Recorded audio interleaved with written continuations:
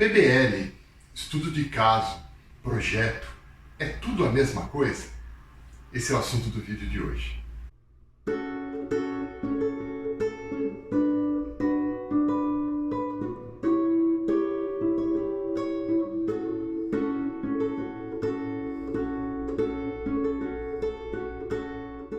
A gente abordou nos primeiros vídeos aqui do canal a mudança pelas quais a escola está passando.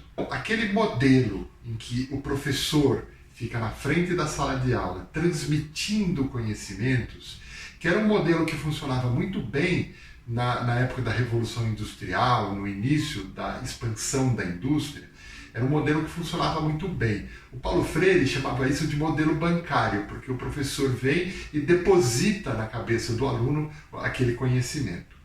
A gente foi aos poucos, foi percebendo que esse modelo, embora ele tenha durado bastante, ele não é um modelo efetivo, porque ele não promove de fato uma aprendizagem.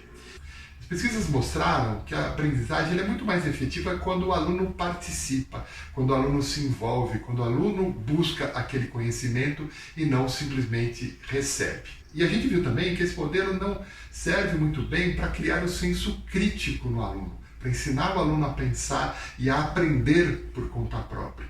Então, a partir daí, e esse fenômeno veio da década de 60 do século passado, daí em diante, mas ainda é uma evolução muito lenta. Mas a partir daí, vários modelos foram aparecendo. Esses modelos normalmente foram chamados de metodologias ativas, exatamente porque eles procuram envolver mais ativamente a participação do estudante no seu processo de aprendizado. Então, esses métodos ativos proliferaram, e nesse início do século XXI, e particularmente de alguns 15 anos para cá, isso tem sido uma grande febre na educação. Mas não é uma coisa só da moda, não é uma coisa só passageira, e sim uma coisa que é resultado de estudos e é resultado de vários modelos. Então, a partir de hoje e nos próximos vídeos, a gente vai tratar de 3 desses métodos que estão entre os mais difundidos e os mais utilizados e também os mais efetivos, que são o estudo de caso, o PBL que é a sigla para aprendizagem baseada em problemas, isso veio do inglês, né? Problem Based Learning, e a aprendizagem baseada em projetos, que muitos chamam também de PBL, na sigla em inglês, mas que eu gosto de chamar de PJBL para distinguir um pouco da aprendizagem por problema. Então, retomando, eu tenho 3 métodos que são semelhantes: o estudo de caso, o PBL e o PJBL. O PBL é de problemas e o PJBL é de projetos. Por que muita gente confunde esses 3 métodos achando que são a mesma coisa? Primeiro, porque todos eles são muito efetivos, de fato, e eles têm algumas coisas em comum. A primeira é o fato de que todos eles se baseiam em fatos reais, em situações reais. Ou, muitas vezes, o professor pode criar uma situação, mas essa situação ela tem que ser muito próxima de uma situação real que o aluno vai enfrentar. Então, essa é a primeira característica, o fato de que eles são baseados, todos eles, em situações reais, em possibilidades reais. Segundo, é que o aluno, a partir da necessidade de desenvolver aquilo, o aluno é que vai buscar a teoria.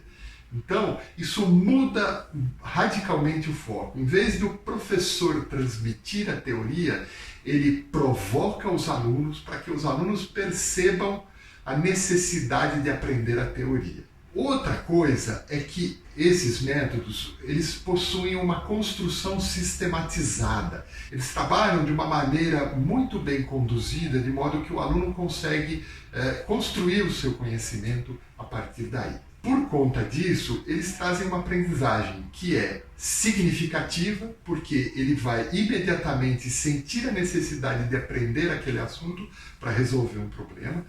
Ela é uma aprendizagem relacional, porque o aluno vai já de imediato perceber a aplicação prática e relacionar aquela teoria com um problema prático, com uma situação prática. Então ela é uma aprendizagem relacional e ela é também uma aprendizagem profunda, que é aquela aprendizagem que a gente diz que é a aprendizagem que fica, que de fato o aluno aprendeu. E ele aprendeu exatamente porque ele sentiu a necessidade de aprender. E isso é uma coisa que ele vai trazer esse conhecimento, isso vai ficar incorporado nele para sempre, vamos dizer assim. Isso significa que ele teve uma aprendizagem profunda. A gente poderia dar um exemplo aqui, que todo mundo, por exemplo, aprendeu na escola mínimo múltiplo comum. Aprendemos lá na aula de matemática isso. Alguém sabe para que serve o mínimo múltiplo comum? Vou garantir que muita gente disse que não. Eu, por exemplo, eu só fui descobrir para que servia o mínimo múltiplo comum quando eu fazia faculdade. Isso porque eu fiz engenharia. Mas muitos de vocês que foram para outras áreas, provavelmente nem sabem para que aprendeu o mínimo múltiplo comum. Então, isso não é uma aprendizagem significativa porque ela não tem significado, ela não tem importância, ela não tem aplicação. E se um dia qualquer pessoa, mesmo que não seja da área de exatas, for precisar desse conceito, ele não vai recorrer àquelas aulas da professora de matemática para lembrar do mínimo múltiplo comum. Ele simplesmente vai criar outros mecanismos para fazer isso. Então, essas metodologias, elas são importantes porque elas trazem isso. Elas são baseadas em situações reais, elas fazem que o aluno se motive a buscar o conhecimento e aquele conhecimento fica guardado, aquela aprendizagem fica no aluno. Então, essas são o que esses 3 métodos têm de comum é isso. São essas 3 características. Agora, o que é cada um desses métodos e quais são as diferenças entre eles? Então vamos começar falando do estudo de caso. O estudo de caso ele foi popularizado a partir do seu uso na Universidade de Harvard, particularmente na área de administração e negócios. O que é o estudo de caso? O professor apresenta uma situação real. Olha, como isso veio da área de negócios, né, na área de administração, eu vou dar um exemplo de lá. Olha, essa empresa foi construída e o cara tomou essa atitude e depois de um certo tempo ela faliu. Né? Então ele dá um caso, uma situação de fracasso ou uma situação de sucesso. A gente escuta muito falar isso aqui é um case de sucesso. Né? Por quê? Exatamente veio dali, veio um caso de sucesso. E o aluno, a partir deste caso, dessa narrativa de um caso, dessa descrição de um caso, ele tem que analisar e avaliar o que aconteceu para aquilo ter dado errado ou o que aconteceu para aquilo ter dado certo. Então, ele chega, se a gente for pensar lá na taxonomia de Bloom, ele chega nos níveis de avaliação e de análise, que são níveis altos dentro da taxonomia de Bloom. Ele vai aprender a ter o espírito crítico, analisar aquilo de maneira crítica, avaliar aquilo criticamente, então ele está desenvolvendo o senso crítico. A partir do estudo de casos de sucesso e casos de fracasso, e aprendendo a aplicar aquilo no desenvolvimento da própria profissão. Isso não quer dizer que o estudo de caso vale só para a área de negócios. Eu estou usando esse exemplo porque ele surgiu lá. Mas a gente pode usar estudo de caso em qualquer área. Eu posso pegar na engenharia, por exemplo, e analisar uma estrutura, né? O que aconteceu com aquela estrutura, como é que ela foi trabalhada, enfim. Eu posso olhar aquilo e chegar a um monte de aprendizados a partir de um caso real, de uma situação real. Em qualquer área, não só na área de negócios. O PBL, que é a sigla para Problem Based Learning, ou aprendizagem baseada em problemas, ele surgiu sobretudo na área da saúde. Muitos cursos de medicina são todos apoiados nesse método, são todos apoiados no PBL. É muito comum na medicina, na área de medicina e na área de saúde em geral, usarem esse método muito frequentemente. De novo, embora ele seja um método que se proliferou, sobretudo na área da saúde, ele pode ser usado em outras áreas do conhecimento. Pode ser usado em qualquer área do conhecimento. Para a gente ter uma ideia de como é que funciona um PBL, é só a gente assistir a algum episódio da série de televisão Dr. House. Como que acontecia lá? O Dr. House é um médico que trabalha num determinado hospital lá e chegava sempre um caso complicado. E ele, a partir dos sintomas, reunia a equipe, discutia os sintomas, discutia as possibilidades, e aí eles decidiam em equipe que exames eles iam precisar fazer, que tratamento ele ia precisar ser conduzido, e aí nos resultados dos exames eles tomavam as atitudes, que nem sempre davam certo, mas enfim, aquilo lá é a ficção. Mas esse é o método do PBL. Eu tenho uma situação e eu preciso primeiro olhar que informações complementares eu preciso, vou pegar essas informações complementares e vou propor uma solução para aquele problema. Qual que é a diferença aqui? Que é muito sutil e por isso que muita gente confunde. A diferença é que no estudo de caso, a situação apresentada está consumada. Aquilo aconteceu. Eu vou analisar o que aconteceu. No PBL, aquilo é um problema que está proposto. Eu tenho que buscar uma solução. Então, se eu pensar de novo na taxonomia de Bloom, eu vou chegar no PBL, eu vou chegar no nível mais alto, que é a criação, que é quando o aluno propõe soluções para o problema. Então, ele está criando uma solução a partir daí. E a terceira técnica, o terceiro método, é a aprendizagem baseada em projeto, é o PJBL. Simplesmente o aluno vai ter um tempo para desenvolver um projeto, que pode ser um projeto temático em torno de um tema, mas ele vai criar alguma coisa, ele vai organizar o seu aprendizado, ele vai organizar as suas ações para criar um produto ou um serviço, ou enfim, uma modificação num processo, ele vai criar alguma coisa. Então, de novo, o PJBL também atinge os níveis mais altos da taxonomia de Bloom, que é a situação de projetar.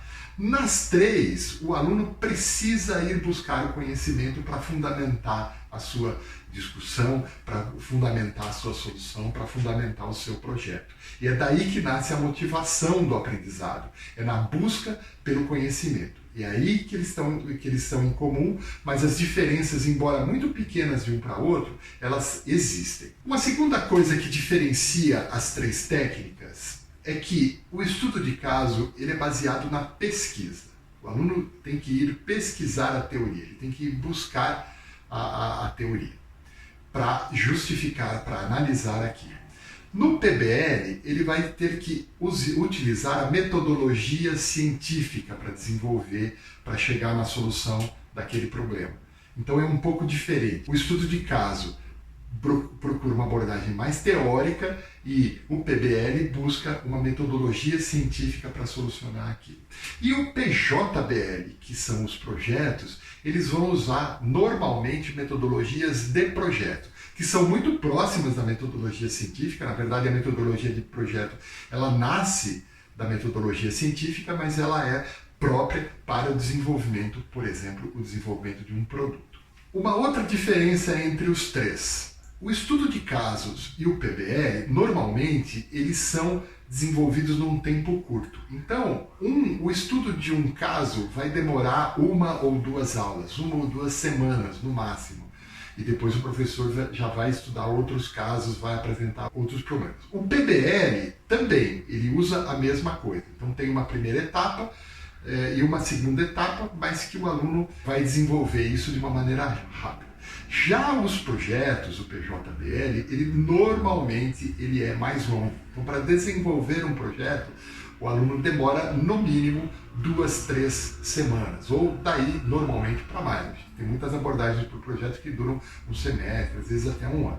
Então eu tenho uma diferenciação de tempo. Estudos de casos e PBL são curtos, relativamente curtos, e o projeto é uma coisa mais longa, mais de longo prazo. A partir de hoje, nos próximos vídeos, nas próximas semanas, a gente vai falar das particularidades de cada um. O objetivo do vídeo de hoje era dar esse quadro geral desses 3 métodos, estudo de caso, PBL e PJBL. A partir do próximo vídeo, que a gente publica semana que vem, a gente vai falar mais detalhadamente do estudo de caso, como é que o professor monta um caso, como é que ele aplica o caso na sala de aula e que resultados ele pode esperar disso. Depois a gente vai fazer um outro vídeo só sobre o PBL, como é que a gente aplica um PBL dentro da sala de aula, e depois a gente vai fazer um quarto vídeo falando do PJBL, como é que a gente trabalha por projetos. Ok? Então, se você gostou, deixa aqui seu joinha, Não se esqueça de compartilhar o vídeo com os amigos, de divulgar isso daqui com os amigos professores ou não. Se inscreva no canal, porque toda vez que a gente lança vídeo novo, o YouTube vai avisar você, e eu espero vocês aqui na próxima semana para a gente destrinchar o estudo de caso. Tá bom? Até a próxima. Tchau. O conteúdo desse vídeo foi apresentado de forma genérica e simplificada. Indicações bibliográficas podem ser encontradas na descrição do vídeo.